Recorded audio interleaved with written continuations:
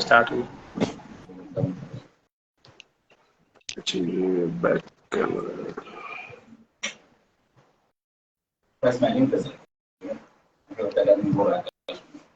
थोड़ा intellectual type बोलना, live में चालू। सब अच्छे से करना, ये खाइयो है मसीहा है जो मैं खा रहा था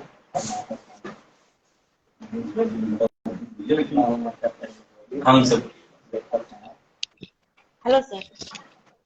हेलो, गुड आफ्टरनून। आवाज आ रही है बराबर? हाँ, आवाज तो आ रही है। गुड आफ्टरनून सर, कैसे हैं आप? बहुत बढ़िया। हेलो। हाँ, बहुत बढ़िया, बोलिए। Okay okay okay. तो सर आपका इस लाइव में बहुत बहुत स्वागत है बहुत बहुत धन्यवाद। और आपको आपकी बुक के लिए बहुत बहुत ही congratulations. Thank you ma'am, thank you very much. तो सर आज हम ये जब लाइव शुरू कर रहे हैं उससे पहले मैं अपने दर्शकों को बताना चाहूंगी कि आज हमारे साथ है एक बहुत ही बढ़िया ऑथर लेखक जिनका नाम है क्या सिंह, जिन्होंने बुक लिखी है द कर्स स्नेक। तो इसके बारे में हम लेखक से ही कुछ बातें करेंगे और उनके बारे में जानेंगे। तो सर उसके लिए मैं आपसे कुछ प्रश्न पूछना चाहूंगी। जी मैम, जी। तो मेरा पहला प्रश्न सबसे पहले ये है कि आप अपने बारे में छोटा सा परिचय सबको दे दीजिए तो हमारे दर्शकों को पता चले आपके नाम से। मेरे बारे में जी मैम, मेरा नाम ज्ञान सिंह है। अगर बाय प्रोफेशन देखे तो मर्चेंट नेवी में सेकेंड ऑफिसर के तौर पे कार्यरत हैं और पोएम्स और बुक्स लिखते हैं। अगर छोटा सा परिचय में तो यही है। अच्छा, तो आपने आपकी कोई फेवरेट पोयम की कोई बुक है जो लेखक आपको जिस लेखक को आप फॉलो करते हैं पोयम में या फिर किस में आपकी कोई फेवरेट लेखक? नहीं, बुक्स में मैं जो फॉलो करता हूँ या जो पढ़ता हूँ रामचरितमानस ही है, क्योंकि अगर पोएट्री की बात की जाए या लेखन की बात की जाए तो उससे अच्छा पोएट्री तो अभी तक नहीं है। जो हमारे घर के बड़े जो तुलसीदास जी जो है तो जो लिखे उससे अच्छा तो कुछ नहीं है। तो मैं उसी को फॉलो करता हूँ, उसी को पढ़ता हूँ और हमारे हिसाब से है कि उससे अच्छा बुक तो अभी तक नहीं हुआ है। मेरा दूसरा प्रश्न आपसे ये है, आपको आपकी जो बुक है द कर्स स्नेक वो कब लॉन्च हुई थी? ये लॉन्च हुए 2 मंथ्स, अराउंड 2 मंथ्स हो गया बुक को लॉन्च हुए। 2 मंथ्स अराउंड हो चुके हैं। अच्छा, यस यस। ओके। और ये आपकी बुक कहाँ कहाँ पे अवेलेबल है, मतलब अमेजोन, फ्लिपकार्ट या कोई और बुक स्टोर जहाँ पे लोग ले सकते हैं? हाँ, ये अमेजन पे है, फ्लिपकार्ट पे है और ये अगर ये इसके साइट पे भी है, रेड ग्रैब के साइट पे भी है। अगर ई बुक में है तो किंडल एडिशन है और कोबो, गुड रीड, ये सब सारे मतलब सारे प्लेटफॉर्म्स पे सारे अवेलेबल है। प्लेटफॉर्म पे किंडल अवेलेबल पे ये फ्री भी है। अगर किंडल सब्सक्रिप्शन है आपके पास अनलिमिटेड वाला हाँ तो तो you can read it free. अच्छा, किंडल में भी फ्री में भी अवेलेबल है, बहुत अच्छी बात हाँ, है। Yes yes. ओके, मेरा नेक्स्ट क्वेश्चन आपसे ये है कि आपकी जो बुक है द कर्स स्नेक और वो किस बारे में और क्या दर्शाती है, मतलब क्या है? हम बुक का थोड़ा छोटा सा परिचय दे दीजिए। वैसे तो हम जब कवर देखते हैं तभी थोड़ा सा पता चल जाता है कि हमारे जो पुरानी माइथोलॉजी है उसके ऊपर है, पर आप थोड़ा परिचय दे दीजिए क्या किस बारे में है। और जैसे इसका नाम है कर्स स्नेक ऑफ लॉर्ड शिवा, तो ये एक फिक्शनल माइथोलॉजी है, माइथोलॉजिकल फिक्शन है। अगर जैसे एक लड़का होता है और वो अचानक से सांपों के बारे में सपना देखना स्टार्ट करता है और अचानक से ही वो जुड़ाव महसूस करने लग जाता है। कोई भी संत आते हैं तो इससे कुछ भी ऑफरिंग्स लेते नहीं है, बोलते हैं तुम नागवंशी हो।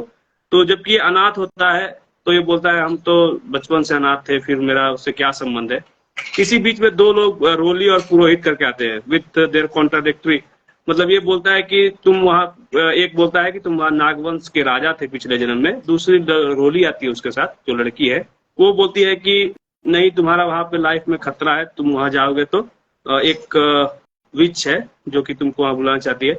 दोनों कॉन्ट्राडिक्टरी कंसेप्ट से आते हैं, उसको समझाते हैं और इसको पता ही नहीं चल पाता है कि सच्चाई क्या है। और जब वो सच्चाई पता करने के लिए जब बोलता है कि नहीं नहीं मैं अपने बारे में जानूंगा, तो वो सेंटर हो जाता है। ये जितने भी जैसे पुरानी चीजें हैं, जैसे हलाहल हो गया शंकर भगवान का, ये सब चीजें उसके सामने एक पे एक आना स्टार्ट हो जाता है। तो ये बहुत इंटरेस्टिंग स्टोरी है। इसमें माइथोलॉजी भी है, शिव पुराण से भी चीजें रिलेट की गई हैं।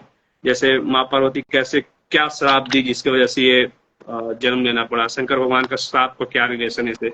बहुत इंटरेस्टिंग स्टोरी है, ये इसको पढ़ा जा सकता है।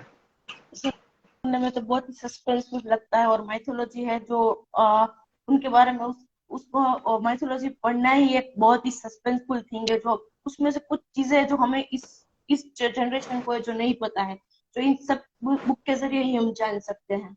तो बहुत ही हाँ सस्पेंसफुल और इंटरेस्टिंग बुक लगती है आपकी।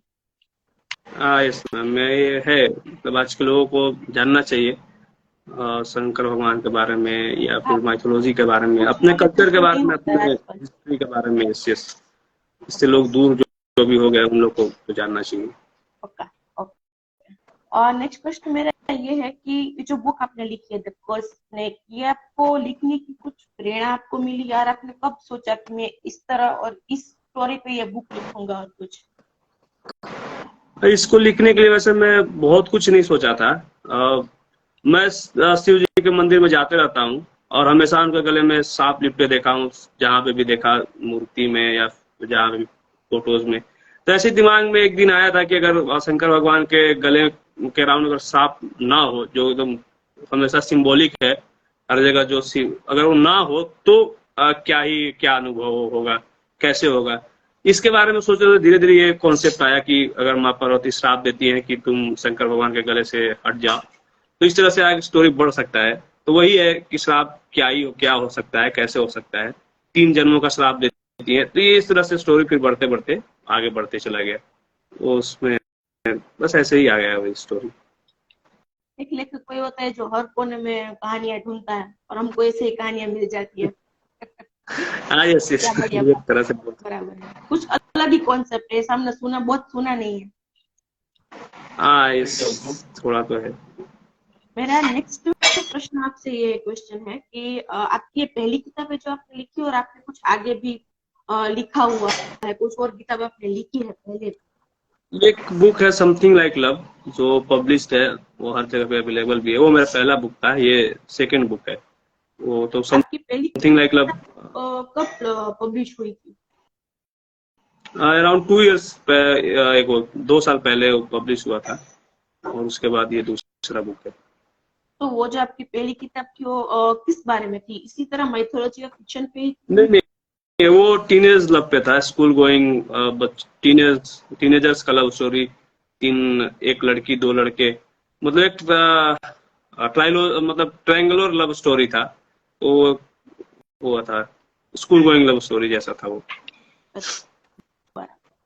मेरा नेक्स्ट प्रश्न ये है कि हर एक लेखक के लिए अपनी बुक सही तरीके से पब्लिश हो बहुत जरूरी है। मतलब जो उनकी बुक को अच्छा रिकॉग्नाइजेशन मिले, सब उसे पढ़े।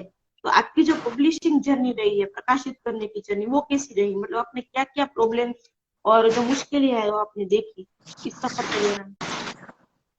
देखिए, पहला बुक मेरा था, सेल्फ पब्लिशिंग था। तो इस बार मैं ट्रेडिशनल जाना चाहता था, ट्रेडिशनल पब्लिशर से पब्लिश करवाना चाहता था। तो जर्नी वैसे कुछ रहा नहीं। मैं इनका, जैसे रेड ग्रेप से मेरा बुक्स आया हुआ है, मैं इनके बुक्स पढ़ते रहता था। जैसे इनका क्रिस्तान तक, वैसे माइथोलॉजी का मतलब मैक्सिमम बुक इनका माइथोलॉजी रिलेटेड ही रहता है। तो मैं पब्लिकेशन को फॉलो करता था पहले से। तो मैं इनको और कुछ और पब्लिकेशंस को अपना मैन्युस्क्रिप्ट भेजा था। तो वो रिप्लाई में इनका आया और इनके साथ टर्म्स कंडीशन सब अच्छे रहे, ट्रेडिशनल पब्लिश हो रहा था, तो मैं पब्लिश कर लिया। बहुत ज्यादा ज्यादा कोई वैसा नहीं हुआ जर्नी, वैसा कुछ लंबा जर्नी नहीं है, नॉर्मल से ही पब्लिश हो गया। बहुत ज्यादा मैं वो नहीं किया हूँ, ओके। नॉर्मली पब्लिश किया हूँ। जब आपने ये बुक का आइडिया आपके दिमाग में आया था, तब आपने तुरंत ही सोच लिया था कि आप उस बुक को प्रकाशित करेंगे या फिर थोड़ा वेट करेंगे, थोड़े साल देखेंगे और रिसर्च करेंगे जो लेखक करते हैं ज्यादातर, कि आपने तुरंत ही सोच लिया था कि यही इस कॉन्सेप्ट पे ही मैं पब्लिश करूंगा बुक? नहीं, जैसे एक बुक पब्लिश हो चुका था पहले, तो सेकेंड टाइम में तो बुक तो पब्लिश करना ही था। मैं मतलब जैसे लिखना स्टार्ट किया, ये नहीं पता था कि कब करूंगा, कब कंप्लीट, कितने दिन में कंप्लीट हो जाएगा। मैं बस लिखते जा रहा था। इसका वैसे भी ये ट्रायोलॉजी है, तो इसके और 2 बुक्स आने भी बाकी हैं। तो एक बुक तो जो जहां मैं ब्रेक देना चाह रहा था वहां पे ब्रेक दिया और उसके बाद पब्लिश किया। तो मैं स्टार्टिंग से ये था कि उसको पब्लिश करना है इस तरह से।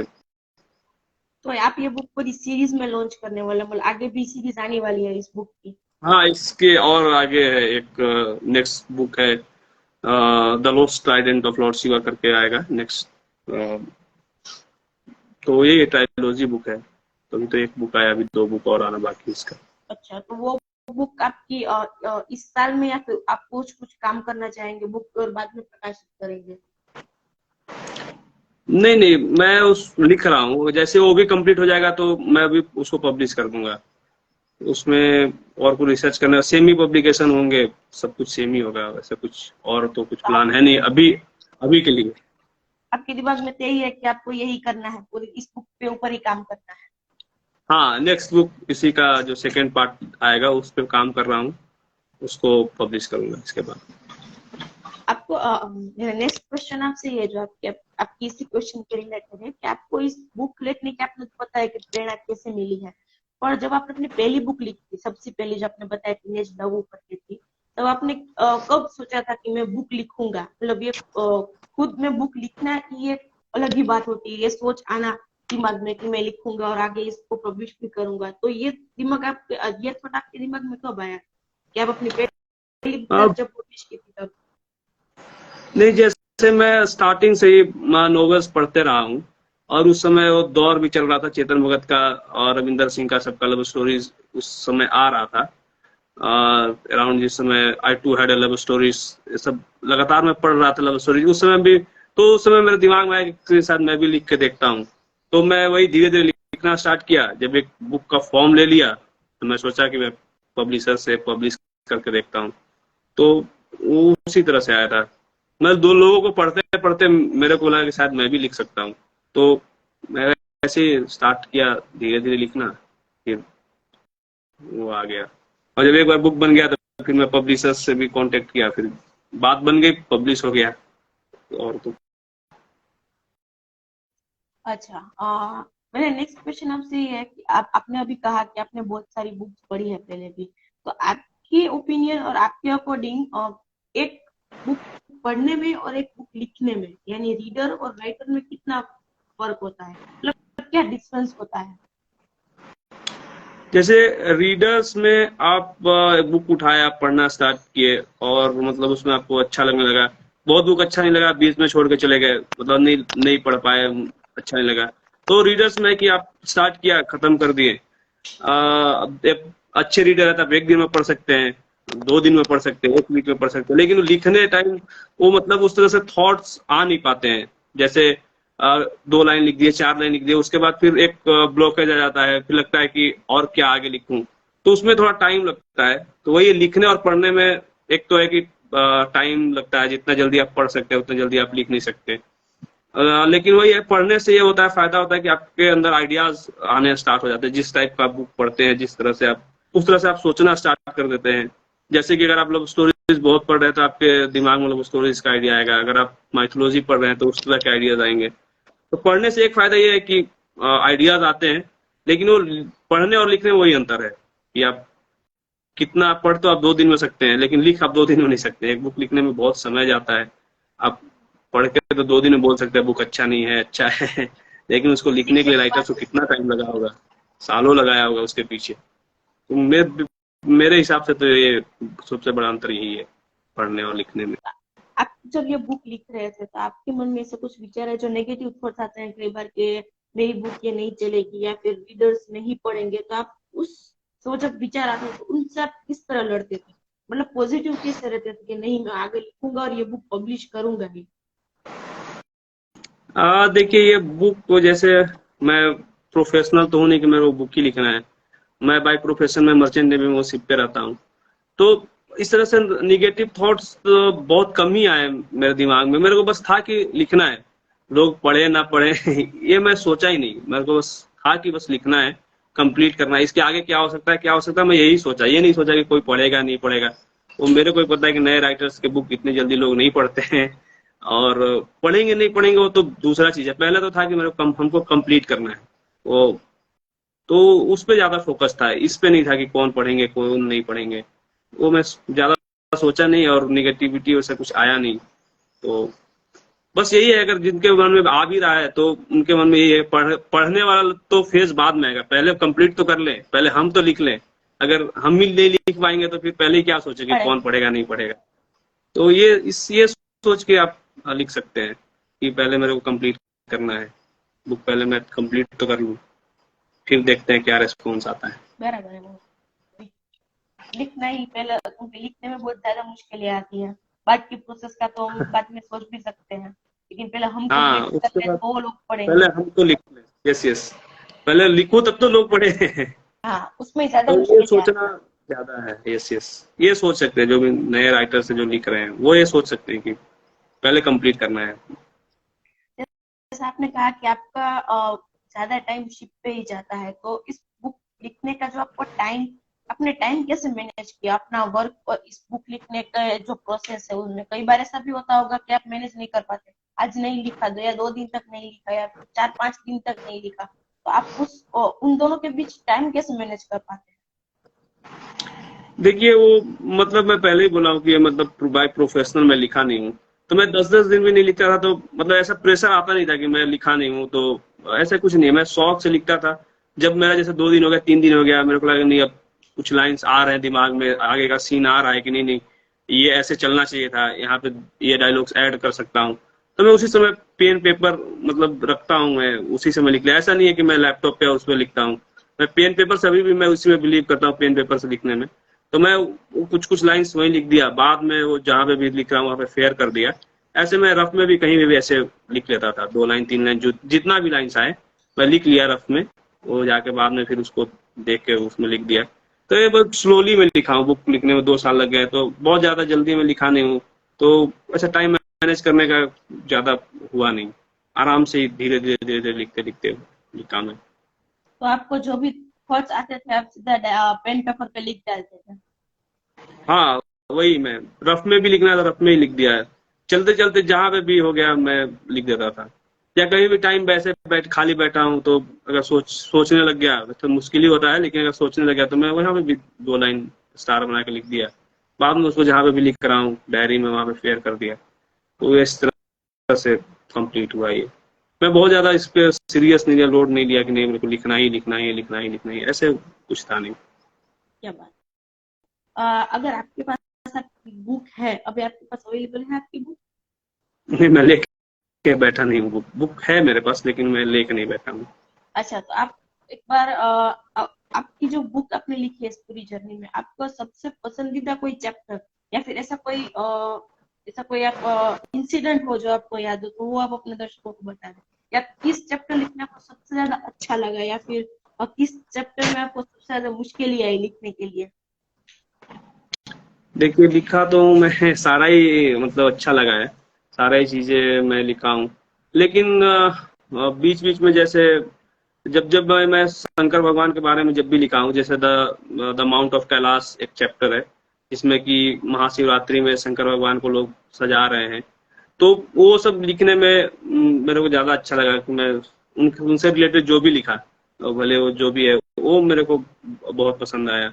मैं एक द माउंट ऑफ कैलाश में मैं वो दिखाया हूँ कि कैसे लोग सजा रहे हैं, नई दुल्हन की तरह सजी हुई है जहाँ पे भी शंकर भगवान कैलाश पे रहते हैं, और कैसे उनको सांप बीच ये सबसे भभूत से लगा रहे हैं। शंकर भगवान बोलते भी हैं कि एक बार तुम लोगों ने मेरे शादी पे सजाया था, तो आज तक लोग बोलते हैं कि कैसा कैसा ही शादी हुआ शंकर भगवान का, जो जानते हो जानते हैं कि कितना डरावना शादी हुआ था। तो वही बोलते हैं कि तुम दोबारा से सजा रहे हो, देखो आज आज क्या बनाते हो। रियल फिर भी वही सेम ही आता है, वैसे ही सांप बीच से सजाते हैं उनको, एडॉर्न करते हैं।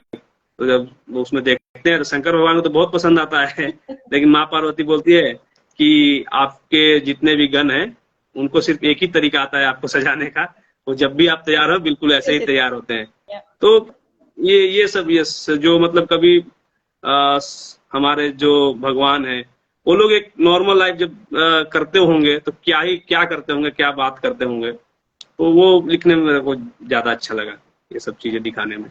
ये एक अलग कॉन्सेप्ट है क्योंकि भगवान कैसे अपनी लाइफ नॉर्मली बिताते हैं वो ज्यादा हम लोगों का आइडिया नहीं होता, हम उनको सिर्फ भगवान की तरीके से ही लेते हैं। तो ये चैप्टर पढ़ने में बहुत ही मजा आएगा, आपने बताया उस तरह।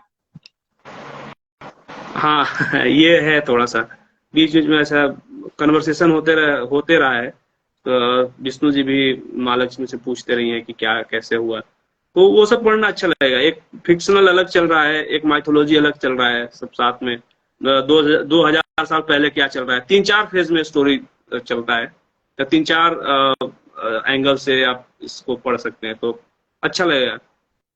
सब कुछ एक साथ लेकर चला हुआ है।